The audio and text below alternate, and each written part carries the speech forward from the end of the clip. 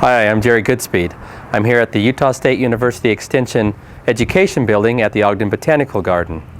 And today I'm here to talk about a problem that we're seeing, an invasive species that is moving into our area and becoming more and more of a problem to homeowners and to landscapes. And that problem is the garden gnome. Now the gnome, we believe, was introduced into our area from England. They're very attractive at first, a little bit of a cheery smile, if you will. But over time, they become very invasive into the garden. You'll find them creeping up or showing up in the herb garden, next thing in the vegetable garden, and pretty soon in the annuals and the perennials. And once established, they're very difficult to control. Here in the garden in mid-February, and in Ogden we're about a zone 5, a zone 4, and you can already see their cheery little red hats starting to poke through the ground. Now this is very typical of our area. They're first, usually about the end of January, 1st of February, you will start to see this red cone just after they have germinated. Now they're very hardy, and this is why we see them germinating so early in the spring or late winter. Here we've got an overwintering gnome. This is very typical. They are very hardy.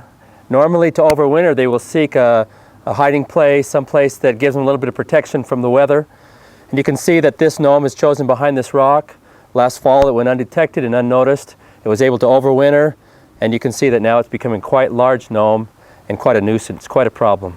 If left unchecked, they can outcompete other lawn ornaments and other parts of the landscape. Here we see a gnome that has taken up residency in a pagoda. This particular gnome overwintered in this pagoda, and if left unchecked, it can destroy this particular lawn ornament. As with all pests, gnomes can be very difficult to control. It's always best if you can control them when they're quite small. As they get larger, it can become more and more difficult. We have a couple of tools that we use here in the gardens to control some of our pests, especially the gnome. One is called the winged weeder, and we found that very early in the spring, if we can go out and do a little bit of winged weeding, if you will, there's one right there. Pulls them, pops them right out of the ground. Easy to control that way. On occasion, in the fall, we'll go through and do some tilling, some heavy tilling. A little bit like what a rake would do to bring them back up to the surface when they're very small, and hopefully over the winter, it'll destroy them. As with all aggressive species, gnomes have a genius method of dispersal. In fact, they've been known to travel 3, 4, up to 5 miles a day. It's been reported that they've even been seen hitchhiking. In their peak populations, they'll gather in small groups and they'll go out in search of food, entertainment, recreation, and most people associate gnomes with the ground. It's a known fact, though, that gnomes can, when hungry enough, move up into the trees. Here you can see a small population that has defoliated this tree. It's just a sad sight. I'm here with our extension forestry specialist, Mike Coons, who has also noticed the problem that we've had with the garden gnomes. And one of the more surprising, shocking discoveries that we found with the gnomes is that they're starting to show up in houseplants. And we stuck a surveillance camera in our own office, let it run at night, and we were shocked with what we saw.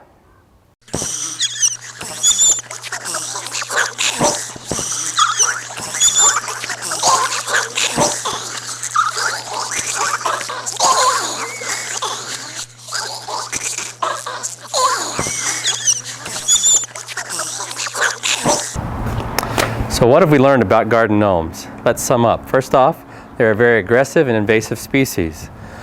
We also know that they can overwinter in secluded and protected areas around the landscape. We also know that they germinate early in the spring, and that a lot of times it's best to control them in the early spring when they're quite small. There are some mechanical methods we can use for control. We can do some tillage in the fall. We've also seen some promise in some biological controls.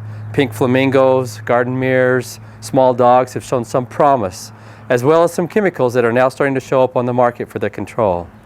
The bottom line is, don't be fooled by their cute nature. They really are a vicious pest.